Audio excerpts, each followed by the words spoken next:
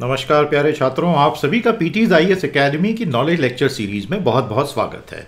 UPSC IAS के exam और state PSC exams के सिलेबस के हिसाब से बनाई हुई सीरीज के 13th लेक्चर पर हम आ गए हैं, जो इंडियन इकोनॉमी का हमारा 5वां लेक्चर है। देखते ही देखते दिन आगे निकलते जा रहे हैं और ये सीरीज और रिच, समृद्ध, प्रॉस्परस होती जा रही है। प्लेलिस्ट बढ़ती चली जा रही है। आपका प्यार बना रहे। आज हम 17 जून 2021 को पढ़ने वाले हैं रूरल इकोनॉमी पार्ट 1। आज हम बात करेंगे भारत की ग्रामीण अर्थव्यवस्था पर और ये उसका पार्ट 1 होगा। वैसे ही पार्ट 2, पार्ट 3 में आगे लेकर आऊंगा। फिलहाल हम पार्ट 1 की बात करते हैं। तो दोस्तों, आपको तुरंत मैं एक बार रिमाइंड कर दूं, 6 जुलाई से मैं उम्मीद कर रहा हूं कि आप हमारे साथ साइंस और टेक्नोलॉजी क्रैकर कॉम्बो कोर्स में जरूर जुड़ेंगे और 8 जुलाई से इकोनॉमी क्रैकर कॉम्बो में। ये सब शॉर्ट ड्यूरेशन के कोर्सेज होते हैं। ये 25 लेक्चर का बहुत शानदार प्रीमियम कोर्स है, जिसमें हम कॉम्बो में तो चारों एक साथ देंगे आपको। पहले कोर्स की भी 6 महीने की वैलिडिटी, दूसरे की आपको 6 महीने की, तीसरे की भी 6, और इंग्लिश क्रैकर 100 सेशन का उसके आपको 1 साल की वैल्यू। बहुत बढ़िया वैल्यू फॉर मनी कॉम्बो है। उसी तरह इकोनॉमी क्रैकर में भी, तो इन कोर्सेज का पूरा लाभ लें। आइए दोस्तों, शुरू करते हैं यूपीएससी का हमारा आज का लेक्चर। तो ये है हमारा सिलेबस। एक और चीज़ आपको बता दूं, इसके लिए आप हमारी टीम से बात करें। फ़ोन नंबर दिया है और लिंक्स भी दी हैं पीटी की साइट पे जाके। जितनी डिटेल जानकारी चाहिए ले लीजिए। इनको एक्सप्लेन करते हुए मेरे वीडियोस अलग से भी उपलब्ध हमारे ही चैनल पर हैं। तो इस सिलेबस को ही हम कवर कर रहे हैं। काफ़ी इनडेप्थ सिलेबस है इंडियन इकोनॉमी का और मैं कोशिश करता हूं कि उसमें थ्योरी और करंट दोनों को कवर करूं। लेकिन थ्योरी भी काफ़ी कुछ पढ़ानी पड़ती, क्योंकि ये एकदम सीरीज जो है एकेडमिक सीरीज है। इसलिए हमारे साथ बहुत सीरियस बच्चे जुड़े हुए हैं। आप सभी जो जुड़ते हैं तो कोशिश किया करें कि कम से कम 1 या कम से कम 2 कमेंट बढ़िया आपकी तरफ से आने ही चाहिए। तो दोस्तों, आज का एजेंडा आपके सामने है 1 2 3 4 5। सबसे पहले बात करेंगे rural India is equal to non farm sector plus farm sector. तो जब हम ग्रामीण इकोनॉमी की बात करते हैं तो हम दरअसल कहते क्या हैं उसको हम समझेंगे। उसके बाद जाएंगे जीवी and GDP distribution across sectors, बहुत प्यारा हमारा डिस्कशन होगा। फिर हम बात करेंगे ग्रीन रेवोल्यूशन और आज के हमारे फार्म प्रोडक्शन नंबर्स क्या हैं। फिर हम बात करेंगे consumer markets and employment situation, Bharat में आज कंज्यूमर बाजार कहाँ जा रहे हैं और जॉब की स्थिति कहाँ है, और फाइनली एग्जाम ओरिएंटेड क्वेश्चंस। तो दोस्तों, ये सारे वो टॉपिक हैं जो आपस में एकदम जुड़े हुए हैं। तो जब आप रूरल इकोनॉमी पढ़ोगे तो आपको बाकी के भी इकोनॉमी के हिस्सों के बारे में बहुत कुछ पता चलता चलेगा। अपने जीवन में ज्ञान को लेके एक चीज हमेशा याद रखना, keep an approach which is silo less. होता क्या है, भारत की शिक्षा व्यवस्था में, स्कूल और कॉलेजों में सब चीजें साइलो में बांट दी गई हैं और हमारे स्टूडेंट्स की आदत पड़ गई। अब मुझे तो शिक्षा में 30 साल हो गए बच्चों को पढ़ाते पढ़ाते, और खुद पढ़ते पढ़ते मैंने ये देखा कि हमारे स्टूडेंट्स को इंटरलिंकिंग करने में बहुत दिक्कत होती है। लेकिन आज की दुनिया, ये नॉलेज की दुनिया, 21वीं सदी, ये सब interlinking, creating of patterns, connecting the dots वालों की दुनिया है। तो आप कोशिश कीजिएगा कि थोड़ा साइलोस के बाहर निकलें, साइलोस को आपस में जोड़ें, तो बहुत एक नया आपको एक रिस्प्लेंडेंट फ्लेवर उसका मिलेगा। I wish you all the best with that approach. पहला पॉइंट है rural India is non farm sector plus farm sector. तो ये जो हमारा रूरल और एग्रीकल्चरल इंडिया का जो हम डिस्कशन कर रहे हैं, जैसे ही कोई आपसे बोले कि भैया ग्रामीण भारत पे चर्चा करनी है, तो एक बात आप सबसे पहले समझ लीजिए। ग्रामीण भारत में 2 भारत बसते हैं। पहला है जो ग्रामीण नॉन फार्म सेक्टर है, आरएनएफएस, यानी कि ग्रामीण गैर कृषि क्षेत्र, और दूसरा कौन सा होगा, एग्रीकल्चरल सेक्टर। अब एग्रीकल्चरल सेक्टर के ऊपर मैंने रूरल क्यों नहीं लिखा, क्योंकि ये अज्यूम्ड है कि 99% एग्रीकल्चर गांवों में ही होता है। आपने दिल्ली, बंबई, कलकत्ता, मद्रास में बीचों बीच खेती करते देखा है क्या लोगों को? नहीं देखा है ना। और अभी अर्बन फार्मिंग और अर्बन वेजिटेशन और ये सब तो भी बहुत दूर की कौड़ी है। विदेशों में वर्टिकल फार्म्स आ रहे हैं, तो बड़े बड़े शहरों में पूरे वर्टिकल फार्म्स खड़े कर दिए गए। अच्छी टेक्नोलॉजी है, भारत में भी आने में समय और अभी एकदम से जरूरत भी नहीं है, because we have one of the best arable land in the world. India के पास दुनिया की सबसे अधिक एरेबल लैंड है। ये फैक्ट पता है आपको? रशिया से भी ज़्यादा। जी हाँ जी हाँ जी हाँ, रशिया जो इतना भीमकाय देश है, भारत 7वें नंबर पर आता है 32.8 लाख वर्ग किलोमीटर के अपने एरिया के साथ। उसके पास टोटल एरेबल लैंड जो है वो रशिया से ज़्यादा है। तो आपको ये शॉकिंग फैक्ट मैंने सोचा शुरू में ही बता दूं, बहुत मज़ेदार फैक्ट था ये। एनीवे, वापस आते हैं यहाँ पे। तो प्यारे दोस्तों, जब आप देखते हैं तो मुझे कमेंट थ्रेड में आप बताइएगा भारत का टोटल एरेबल लैंड कितना है, कृषि भूमि कितनी है, और हम नंबर 1 कैसे हैं। अगर हम कंपैरेटिवली 7वें नंबर पे हैं लैंड मास में, तो हम नंबर 1 कैसे हो गए? है ना मज़ेदार सवाल। तो ये ज्योग्राफी का सवाल था एक्चुअली, तो मैंने सोचा आपसे पूछ लूँ। तो दोस्तों, रूरल तो एग्रीकल्चर सेक्टर तो रूरल ही होता है, लेकिन रूरल एग्रीकल्चरल नहीं होता है। तो अगर आप वेन डायग्राम बनाएंगे, so all agriculture is rural but all rural is not agriculture. अब थोड़ी सी आपको इंग्लिश भी पढ़ा दूं, ये जो रूरल शब्द है एक्चुअली इसका जो टेक्निकल प्रोनाउंसिएशन है वो है रूरल। ये बड़ा अजीब शब्द है, इसको एक्चुअली रूरल नहीं बोलना चाहिए, लेकिन हम इंडियन हैं, हमको कोई फर्क नहीं पड़ता, हम बोल सकते हैं। जो एक्चुअल टेक्निकल इसका पूरा का पूरा प्रोनाउंसिएशन है वो है रूरल। बड़ा मजेदार शब्द है यार। तो दोस्तों ये है हमारा रूरल इंडिया, जिसमें हो गया रूरल नॉन फार्म सेक्टर और एग्री सेक्टर। अब आप बोलेंगे सर ये रूरल नॉन फार्म सेक्टर क्या है, उस पर आते हैं। पहले आप एग्रीकल्चर की बात करो, तो जब आप एग्रीकल्चर पे फोकस करोगे तो आपको 4 बड़ी चीजें दिखाई देंगी। दिख रहा है, source of income for the largest consumer group of India, Bharat का जो सबसे बड़ा उपभोक्ता समूह है उसकी आय कृषि से ही आती है। More than 42% of our total workforce is engage directly with agriculture, और ये भारत की सबसे बड़ी समस्या बन चुका है, क्योंकि हम इनको न सर्विसेज में और न इंडस्ट्री में शिफ्ट कर पा रहे हैं, और इसी वजह से कबाड़ा होता जा रहा है इकोनॉमी का। Supplies inputs to many industries, ये बहुत इंपॉर्टेंट है, बहुत सारे दूसरे उद्योगों के लिए ये फीडर का काम करता है, और हम सबके भोजन, हम सबका पेट भरने का काम हमारे प्यारे किसान ही करते हैं। तो सभी किसानों को बहुत बहुत सलाम। अब आते हैं RNFS rural non farm sector पर। तो when you are talking about the rural non farm sector, इसमें बहुत सारी अलग अलग प्रकार की इंडस्ट्रीज होती हैं। जो कंस्ट्रक्शन इंडस्ट्री हो गई, जो रूरल क्षेत्रों में काम कर रही है, वो उसी में जाएगा, वो नॉन एग्रीकल्चर में जाएगा, तो वो रूरल सर्विसेज सेक्टर में जाएगा। कंस्ट्रक्शन को हम सर्विसेज का हिस्सा मानते हैं, तो कंस्ट्रक्शन सेक्टर रूरल सर्विसेज में चला जाएगा। I hope that is very clear. फिर उसके बाद आता है टूरिज्म, फिर माइक्रो स्मॉल मीडियम एंटरप्राइजेस, हजारों हैं जो वहाँ काम कर रही हैं। फिर बड़ी बड़ी फैक्ट्रियाँ रूरल एरियाज में लगी हुई हैं, माइनिंग और क्वारिंग का काम वहाँ चल रहा है, हैंडलूम्स एंड हैंडीक्राफ्ट्स है, फूड प्रोसेसिंग के बड़े बड़े प्लांट लगे हुए हैं, इंडिविजुअल प्रोफेशंस करोड़ों लोग अपना अपना कर रहे हैं, ट्रांसपोर्टेशन का काम चल रहा है, ट्रेड का काम चल रहा है, कम्युनिकेशंस, कियोस्क यानी कि अलग अलग दुकानें, bakeries, mechanics and so on and so fourth. तो ये अपने आप में एक बहुत विशाल आउटपुट वाला क्षेत्र है, हालांकि इसमें इतने लोग काम नहीं करते जितने कृषि में करते हैं। तो आपको रूरल नॉन फार्म और रूरल फार्म का अंतर समझ में आया कि नहीं? जल्दी से बोलो, बोलो संदीप सर जिंदाबाद। कमेंट थ्रेड में सिंपल भाषा में समझा दो दोनों के बीच का अंतर क्या है। तो जो मैंने आपको एग्रीकल्चर के बारे में भी बताई 4 बातें, ये बातें आप हमेशा ध्यान रखिएगा। और इसीलिए भारत सरकार के लिए जब भी कृषि की नीतियां बनानी होती हैं तो ये बहुत इंपॉर्टेंट होता है समझना कि हमारा पूरा का पूरा जीडीपी जो private final consumption expenditure oriented है, उसमें जो सबसे बड़ा कंज्यूमर बेस है वो तो कृषकों का ही है, इनके परिवारों का ही है। इसलिए उनकी आय लगातार बढ़े ये सुनिश्चित करना जरूरी होता है। तो डबलिंग फार्म इनकम का जो प्रोजेक्ट हम लेकर आए, वैसे तो ये बात सबसे पहले स्वामीनाथन आयोग ने 2000 के दशक में कह दी थी, उस आयोग की बातों को किसी ने माना नहीं उस वक्त, और फिर 2015-16 में नीति आयोग अच्छी खासी रिपोर्ट लेकर आया डबलिंग फार्म इनकम, उसके हिसाब से सरकार आगे बढ़ी। लेकिन अब वो प्लान तो खटाई में पड़ गया। तो ये लोग जब तक अब हॉर्टिकल्चर नहीं करेंगे, वैल्यू एडेड क्रॉप नहीं करेंगे, तब तक 2022 तक इनकम डबल करने का प्लान थोड़ा सा दिक्कत वाला दिख रहा है। लेकिन फिर भी बहुत सारी अच्छाइयां एग्रीकल्चर में है। तो ये है ग्रामीण और कृषि भारत की पूरी बात। अभी तक का सब समझ में आ गया, कोई दिक्कत तो नहीं? दूसरे पॉइंट पे चलूं, GVN GDP distribution across sectors. तो प्यारे दोस्तों, मैं आपको आरबीआई द्वारा प्रिंटेड और मॉस्पी द्वारा प्रिंटेड अलग अलग चार्ट्स दिखाऊंगा। एक इस पे बात करेंगे, फिर इस पे बात करेंगे, फिर तीनों सेक्टर्स को रिमाइंड करेंगे, और ये लेटेस्ट जो मॉस्पी ने इस साल का जीडीपी का डेटा दिया है। तो डेटा से ही सारा खेल चलता है, डेटा को समझने की कोशिश करें। आप में से जो लोग डेटा से, चार्ट से, इनसे घबरा जाते हैं, घबराना नहीं है। तो बिल्कुल शांति से आपको डेटा को समझने की कोशिश करनी चाहिए। अब मैं आपको एक बिल्कुल प्रैक्टिकल हिंट देता हूं, जो नॉर्मली हम डेटा इंटरप्रिटेशन करते समय बच्चों को पढ़ाते हैं। बहुत सीधी सी बात है, कोई भी टेबल आपके सामने आए, सबसे पहले उसका टाइटल बड़े ध्यान से पढ़िए कि ये है क्या। बिना टाइटल पढ़े डेटा को पढ़ने वाले को हम महान व्यक्ति का दर्जा देते हैं, तो आप नहीं चाहेंगे वैसा महान व्यक्ति बनना। उसके बाद ये देखने की कोशिश करो कि इसमें ईयर वगैरह कहीं मेंशन्ड है क्या। तो बिल्कुल यहाँ पे ईयर मेंशन्ड है 2011-12, 2018-19।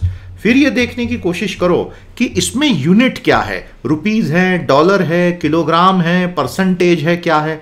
अब इसमें तो इन्होंने कहीं दिया ही नहीं है। लेकिन आपने ऊपर जो टाइटल पढ़ा था शेयर ऑफ मेजर सेक्टर, अब इन तीनों को अगर आप देखोगे तो इनका जोड़ हो रहा है 100। तो इसका मतलब साफ है कि ये परसेंटेज का चार्ट है, इनका भी जोड़ हो रहा है 100। तो ये भी साफ है कि ये परसेंटेज का चार्ट है। आपको मेरी बात समझ आ रही कि नहीं भैया मेरे? तो इस तरह से किसी भी चार्ट को पढ़ने के पहले टाइटल ध्यान से पढ़ो, उसकी यूनिट खोज के निकालो और उसका ब्रेकअप देखो। इसके बिना अंदर जाना नहीं, ये 10 सेकंड लगाओ, कितना भी कॉम्प्लिकेटेड या सरल चार्ट हो। Otherwise I am warning you, in a competitive exam in a limited time. अरे भैया तुम सबको यूपीएससी वालों को सीसैट तो देना ही है ना। सीसैट में तो मैथ्स आता ही है, डीआई आता ही, कब तक जब बच के भागोगे?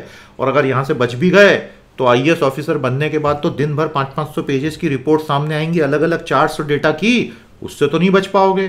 तो it's better you learn it. दिक्कत क्या है? तो इसलिए अब इसको थोड़ा ध्यान से देखें।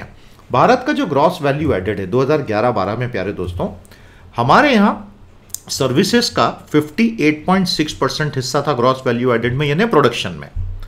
एग्रीकल्चर का हिस्सा था 18.5%, और इंडस्ट्री जिसके अंदर मैन्युफैक्चरिंग आ गया, जिसके अंदर माइनिंग आ गया, जिसके अंदर इलेक्ट्रिसिटी आ गया, इन सब का हिस्सा था केवल 22.9%। फिर 10 साल गुजर गए, 2019 पर आ जाओ, सर्विसेज का ग्रॉस वैल्यू एडेड हो गया 62%, मतलब ये तो और बढ़ गया क्योंकि आईटी सेक्टर अनाप शनाप बढ़ता चला गया।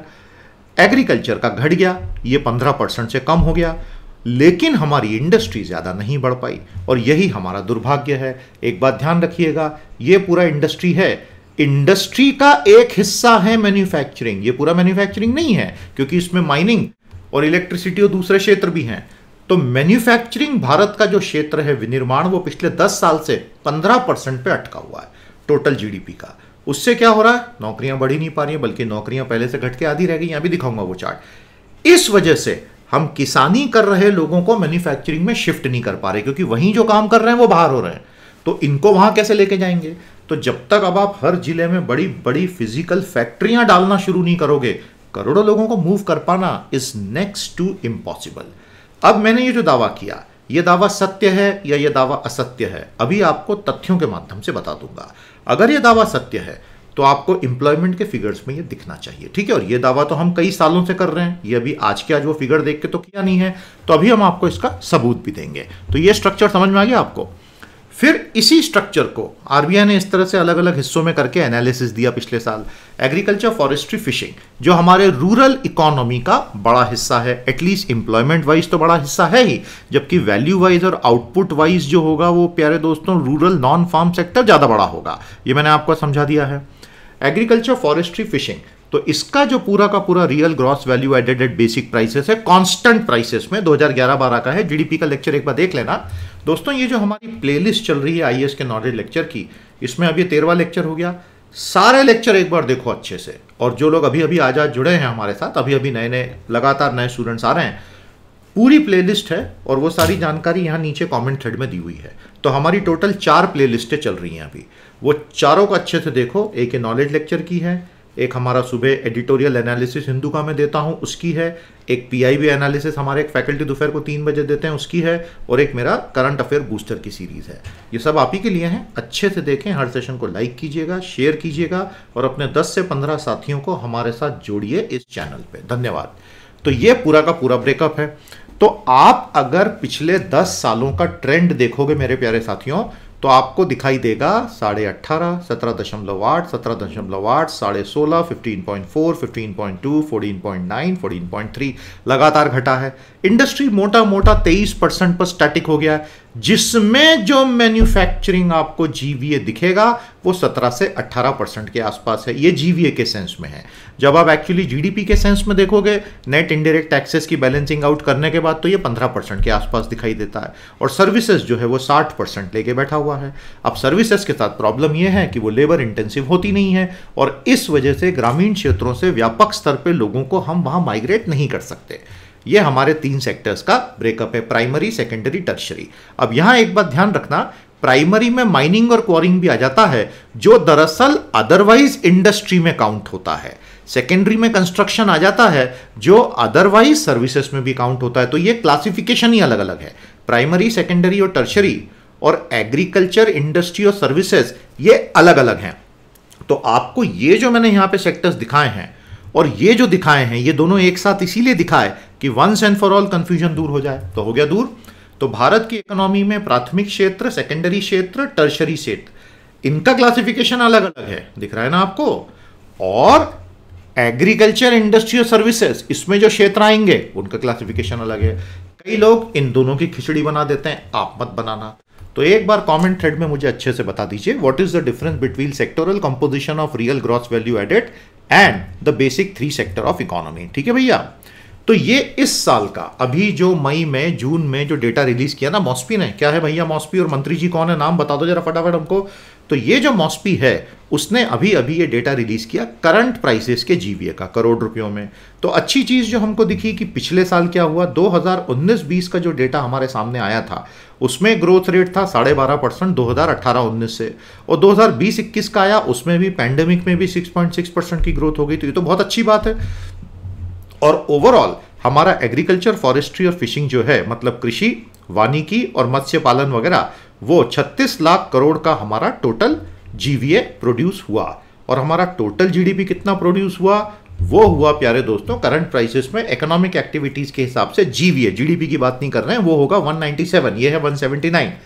तो ये 36 डिवाइडेड बाय 179, तो कितना परसेंटेज हुआ आप समझ रहे हैं ना, कैसे निकाल सकते हैं आप। तो यहां agriculture as a percentage of total GVA आप ऐसे निकाल सकते हो। उसी तरह अगर आपको बोलूं कि भैया इंडस्ट्री का परसेंटेज निकाल के दिखाओ, तो इन तीनों को जोड़कर डिवाइड कर देना, और उसी तरह बोलूं सर्विसेज का निकाल के दिखाओ, तो इन सबको जोड़। अब आपको समझ में आ रहा है। तो जब हम रूरल इंडिया की बात कर रहे हैं तो पैरेलल में दूसरे कॉन्सेप्ट्स को भी ठोक पीट के सही कर रहे हैं। Green revolution and today's farm numbers. प्यारे दोस्तों, सबसे पहले मैं आपको अच्छी खबर सुना दूं। अच्छी खबर यह है कि भारत के जो किसान हैं वो भारत का शीश झुकने ही नहीं देते हैं। कैसे, आप प्रोडक्शन के फिगर देख लो गुरु, तो आपका सीना जो है चौड़ा हो जाएगा।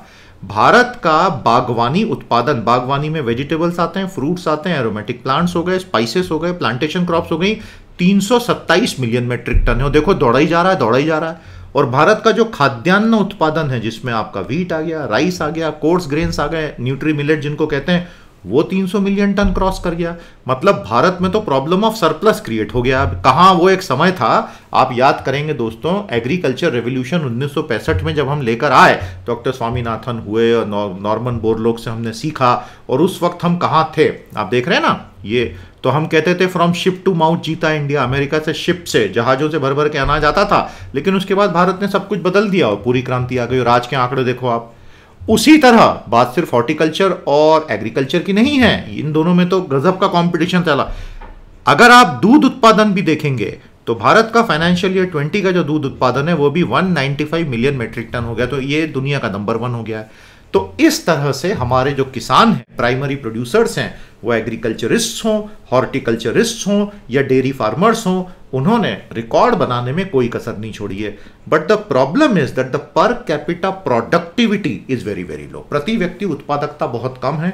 उसके लिए टेक्नोलॉजी का यूज होना, बेहतर तकनीकों का प्रयोग होना, बेहतर ट्रेनिंग होना, एग्रीकल्चरल एक्सटेंशन सर्विसेज का होना, और फ्रैंकली स्पीकिंग बहुत से लोगों को ही फार्म सेक्टर से निकालकर नॉन फार्म सेक्टर में शिफ्ट करना, वो ही एक तरकीब है। उसके बिना कुछ वर्क होगा नहीं। अब उसके लिए आपको फैक्ट्रियां ही लगानी पड़ेंगी, दूसरा रास्ता तो है नहीं। और फैक्ट्रियां भी लगाएंगे आप तो सरकार को ही लगानी पड़ेगी। प्राइवेट सेक्टर से, अब जैसे ओला वाले बोलते हैं कि हम दुनिया की सबसे बड़ी इलेक्ट्रिक 2 व्हीलर फैक्ट्री लगा रहे हैं, अब उसमें वो 3000 रोबोट लगा रहे हैं। तो ये तो बेसिकली जॉबलेस जीडीपी ग्रोथ है ना। मैं ओला की बुराई नहीं कर रहा हूं, मैं ये बोल रहा हूं वो बहुत अच्छा काम कर रहा है भविष्य अग्रवाल, और लगाओ ऐसी फैक्ट्रियां, जीडीपी बढ़ेगा, एक्सपोर्ट बढ़ेगा, अच्छी बात है। नौकरियां नहीं बढ़ने वाली हैं। प्राइवेट सेक्टर जॉब्स ड्रिवन रह ही नहीं गया है। उनका एक ही काम है, हर 3-3 महीने में क्वार्टरली अपनी बैलेंस शीट का प्रॉफिट दिखाओ, स्टॉक की प्राइस बढ़ाओ, अगला $1 बिलियन अंदर करो। और इसमें कुछ भी गलत नहीं है, ये लीगल है और ये परफेक्ट है, इसमें किसको तकलीफ है। लेकिन इससे नौकरियां नहीं बनने वाली हैं, सबसे बड़ी प्रॉब्लम ही ये है।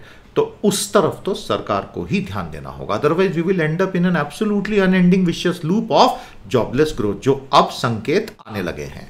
ये सब मैं इसलिए बता रहा हूं क्योंकि रूरल इकोनॉमी में अल्टीमेटली लोगों को मूव करने वाली जो बात है तो जॉब्स वाली बात है ना, और क्या है। तो दोस्तों, जब हम भारत में ग्रीन रेवोल्यूशन की बात करते हैं, इसको मैं डिटेल में आगे भी आपको बताऊंगा।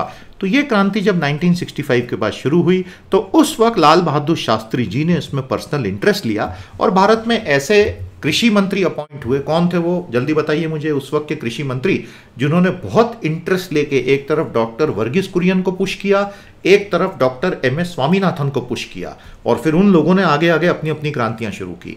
तो डॉक्टर स्वामीनाथन ने जब फाइनली ग्रीन रेवोल्यूशन की पूरी तकनीक नॉर्मन बोरलॉग से सीखी, और भारत में फिर हमने high yielding variety of seed, chemical fertilisers, proper electricity driven irrigation, minimum support price driven procurement system, ये 5-6 एलिमेंट हम एक साथ ले आए।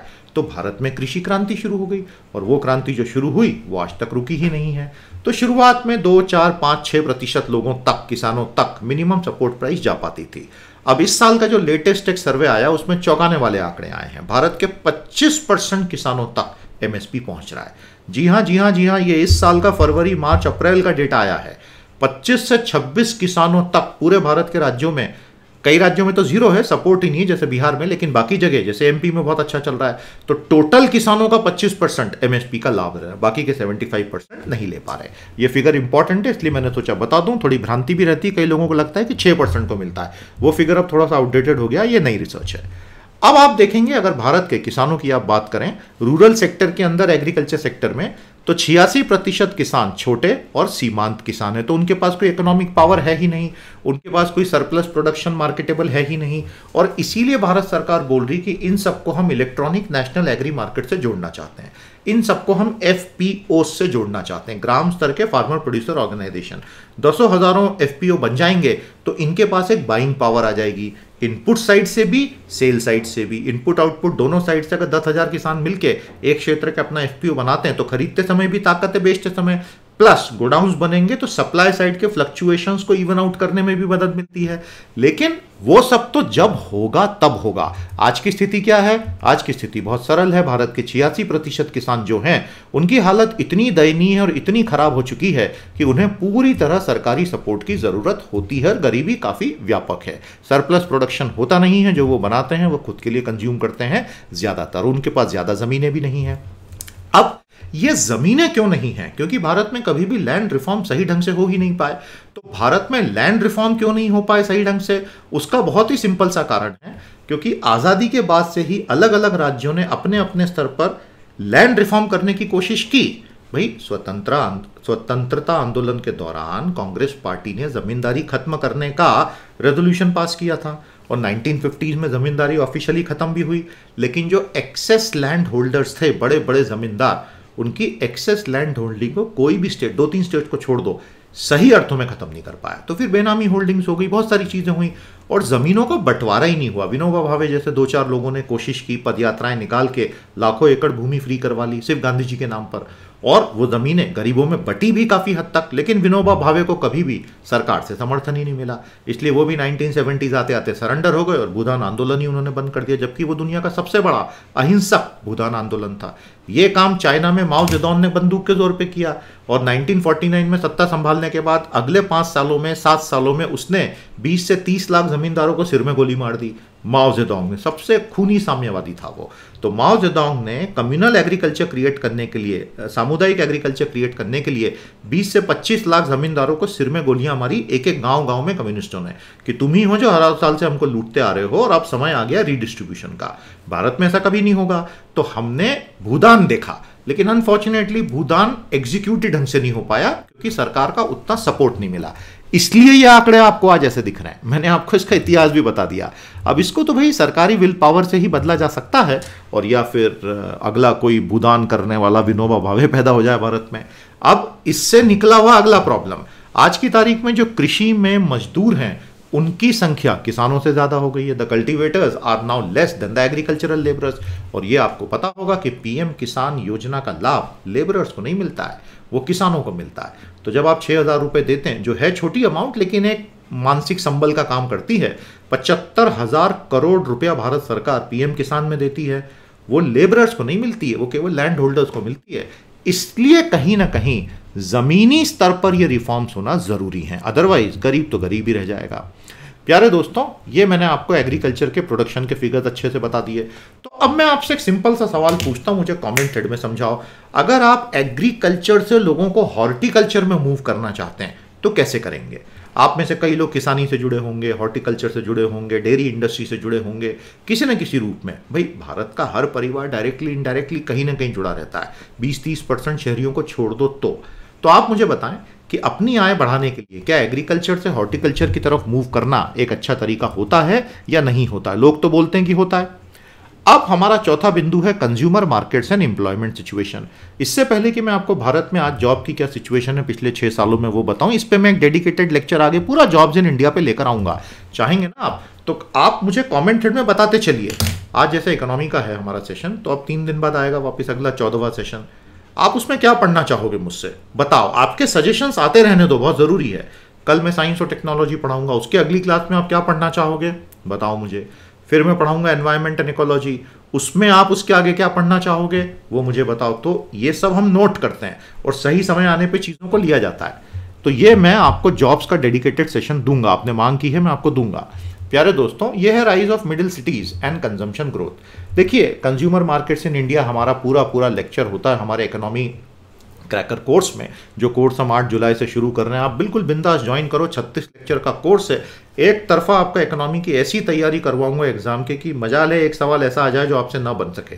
बहुत इन डेप्थ उसमें हम पढ़ाते हैं, बहुत अच्छे से पढ़ाते हैं, आपको मजा आएगा। एनीवे, ये भारत के कंज्यूमर मार्केट का सच है। तो क्या सच है, बिल्कुल ब्रीफ में बताता हूं। देखिए, भारत की अगर आबादी जो है, काफी लेटेस्ट फिगर ही लिया है इन्होंने, 1.4 बिलियन लिया है, मतलब 138 करोड़ मान लो आप। टोटल जीडीपी जो था आप जानते ही हैं, जनवरी 2020 में हमें पता है 203 लाख करोड़ का था, बिल्कुल सही है। और पर कैपिटा इनकम 1,40,000 की थी, बिल्कुल सही है। उसमें अर्बन पॉपुलेशन इन्होंने 48 करोड़ मानी है और अर्बन जीडीपी माना है 140 लाख करोड़। तो आप देख रहे हैं 200 लाख करोड़ के जीडीपी में भारत के शहरों में 140 लाख, जबकि आबादी वहां केवल 480। तो बाकी के ग्रामीण क्षेत्रों में आबादी है 920 मिलियन यानी 92 करोड़, और वहां जीडीपी बना आपका 60 लाख करोड़। तो आप रेशियो देखो, रिवर्स हो जाता है। इसीलिए दुनिया भर में ये कहते हैं कि urban areas are the great engine of GDP growth. समझ गए? जितने अच्छे और आपके सुव्यवस्थित शहर बनेंगे उतना जीडीपी तेजी से बढ़ेगा। भारत ने पैंडेमिक में डी अर्बनाइजेशन देख लिया। अरे भाई, करोड़ों माइग्रेंट्स अपने घर चले गए। माइग्रेंट लेबर का जो रिवर्स माइग्रेशन हुआ है वो तो इतना भयानक हुआ है कि पूछे मत, उसके आंकड़े बहुत ज्यादा हैं और उनमें से कई वापस आए ही नहीं हैं। उसका सबूत यह है कि urban to rural internal remittances amount तेजी से गिर गए। एक साल में भारत में $10 बिलियन का इंटरनल रेमिटेंस होता है अप्रोक्सीमेटली। जैसे एक्सटर्नल 80 बिलियन है ना, इंटरनल 10 बिलियन है। वो फिगर तेजी से नीचे आ गए और उसका ग्रामीण इकोनॉमी पे इस साल असर होना शुरू होगा। हालांकि इस साल हम बहुत खुशकिस्मत हैं, 100 साल के बाद लगातार तीसरी साल नॉर्मल मानसून आ रहा है, which is a fantastic thing for us and we should all be very happy with it. और मानसून तो यार मूड को ही ठीक कर देता है। अब भैया, हमको तो बॉलीवुड बहुत पसंद है और बॉलीवुड के गाने बहुत पसंद हैं। तो आप जो है ना, बारिश के प्यारे प्यारे गाने कॉमेंट थ्रेड में हमको बताओ यार, और गाना गुनगुनाने का मन कर रहा है यार। बहुत प्यारे प्यारे गाने आए। रिम झिम गिरे सावन, सुलग सुलग जा, क्या खूबसूरत फिल्माया है उस मूवी में। इस गाने को आप देखिएगा, इतना बढ़िया उसका नेचुरल पिक्चराइजेशन है, आप देखेंगे तो दंग रह जाएंगे। भैया, एक समय में ऐसी मूवीज बनती थी। तो यह है कंज्यूमर की पूरी कहानी। लेकिन अब हम जॉब्स की बात करते हैं। देखिए, भारत में 7 सेक्टर हैं जिसमें 99% जॉब्स आपके समाहित हो जाते हैं। ये जो पूरा चार्ट है, मैंने आपको क्या बताया डेटा इंटरप्रिटेशन में। सबसे पहले टाइटल देखो, उसके बाद ईयर्स देखो, उसके बाद यूनिट्स देखो। समझ में आ गया आपको? तो टाइटल क्या कहता है? नंबर ऑफ पीपल एम्प्लॉयड, मतलब ये सारे आंकड़े हैं लोगों के, कितने लोग, और कितने में? मिलियंस में। 1 मिलियन कितना होता है? 10 लाख। 10 मिलियन कितना होता है? 1 करोड़। 100 मिलियन कितना होता है? 10 करोड़। 1000 मिलियन कितना होता है? 100 करोड़। 100 करोड़ यानी कितना? 1 बिलियन। 1000 बिलियन यानी 1 ट्रिलियन। समझ में आ गया ना? सारे यूनिट्स क्लियर हैं? क्लियर है ना? तो कमेंट थ्रेड में एक बार लिख दो सारे यूनिट। अब आप देखेंगे दोस्तों, 2016 में भारत में कृषि में 14 करोड़ 50 लाख लोग काम कर रहे थे। आइडियली ये फिगर हर साल कम होता जाना चाहिए। 2020-21 में 15 करोड़ 10 लाख लोग काम कर रहे थे। अब इसके बाद कुछ बोलने की जरूरत बची है क्या? रियल एस्टेट और कंस्ट्रक्शन में 6 करोड़ 90 लाख लोग काम कर रहे थे, अब 5 करोड़ 37 लाख काम कर रहे हैं। लेकिन जो सबसे भयानक सत्य है भारत का, विनिर्माण क्षेत्र, फैक्ट्रियों वाला, 2016 में भारत में 5 करोड़ 10 लाख लोग फैक्ट्रियों में लगे हुए थे। 2020-21 में 2 करोड़ 73 लाख। 50% डाउन हो गया भारत में मैन्युफैक्चरिंग जॉब, क्योंकि सब तरफ मशीनें लग रही हैं और या फैक्ट्रियां बंद हो रही हैं। अभी हमारा स्टॉक मार्केट जो आसमान में जा रहा है, उसका सबसे बड़ा एक कारण या फॉल आउट, दोनों ही चीजें बोल सकते हैं, जो बड़ी कंपनियां हैं वो और बड़ी होती चली जा रही हैं और जो मझोली और छोटी कंपनियां हैं वो सब खत्म होती चली जा रही हैं। मैंने आपको ब्रॉड ट्रेंड बताया, हर सेक्टर में विनर्स और लूजर्स होते हैं, लेकिन अभी ये कंसोलिडेशन बड़ा अजीब हो रहा है। The bigger you are, the chances that you will become even bigger are much higher, and the smaller you are, the chances that you will die out are fairly high. इस वजह से और जितनी बड़ी कंपनियां होंगी, ऑटोमेशन और machines, उनका इंटरेस्ट जॉब जनरेशन में नहीं है और वो अपनी जगह बिल्कुल सही है। कोई कानून तो है नहीं ना कि तुम बड़े हो तो जॉब ज़्यादा दो। ये काम सरकार को ही करना पड़ेगा। और फिलहाल जॉब जनरेशन किसी भी नीति का एक इंटीग्रल हिस्सा नहीं है, it is always a by product, वैसा चलने वाला नहीं है। अब आप बोलेंगे सर कैसे चलने वाला नहीं है? स्क्रीन पर दिखाई दे रहे हैं ग्राफ को देखने के बाद भी अगर तुमको बात समझ नहीं आ रही है तो मैं क्या समझाऊं फिर? I hope you have understood it. और प्योरली अगर हम एग्रीकल्चर की बात करें जो आज के हमारी रूरल इकोनॉमी का सबसे बड़ा हिस्सा है, तो ये वहां का पूरा आपका नंबर ऑफ पीपल एम्प्लॉयड का आंकड़ा है। तो ये सारी चीजें हमें बताती हैं कि आज हमारी प्रायोरिटीज क्या होनी चाहिए। एग्जाम ओरिएंटेड क्वेश्चंस तैयार है प्यारे दोस्तों, फर्स्ट, सेकंड और थर्ड तीनों एमसीक्यू मैंने आपको दे दिए हैं। अच्छे से इन्हें सॉल्व करें, कमेंट थ्रेड में इनके आंसर्स लिखें। अब क्योंकि आप लोग सब्जेक्टिव क्वेश्चंस के आंसर्स नहीं देते हैं तो मैंने वो सेक्शन आज से बंद कर दिया है। मैं 3 क्वेश्चन रोज लाता था ऐसे टाइप के, उसके आंसर्स आप लोग देते ही नहीं है, तो जब आपको इंटरेस्ट ही नहीं है तो मैंने वो सेक्शन हटा दिया। ऑब्जेक्टिव में लाते रहूंगा, कोई दिक्कत नहीं है। तो इसी के साथ आज की क्लास को अब समाप्त करने का समय आ गया है। अगर आपको सेशन अच्छे लगे आप कॉन्ट्रीब्यूट कर सकते हैं पीटी को, हमें बहुत खुशी होगी। लिंक हमने दी हुई है, मिनिमम 100 रुपीज़, अपर कोई लिमिट नहीं है। Thank you so much. तो दोस्तों आज की क्लास यहीं समाप्त। रूरल इकोनॉमी 1 कैसा लगा आपको? मजा आया? याद रखिएगा ये हम प्योरली आपको एग्जाम और सिलेबस के हिसाब से पढ़ा रहे हैं, इसलिए पूरी रुचि लेके पढ़िए, जोश के साथ पढ़िए। और हमारी चारों प्लेलिस्ट जो अलग अलग हमने एग्जाम ओरिएंटेड आपके लिए हमारे चैनल पे बनाई हैं, कृपया इनको अपने दोस्तों में भी स्प्रेड कीजिएगा। कल मिलेंगे साइंस और टेक्नोलॉजी के अगले लेक्चर के साथ। नमस्कार, जय हिंद।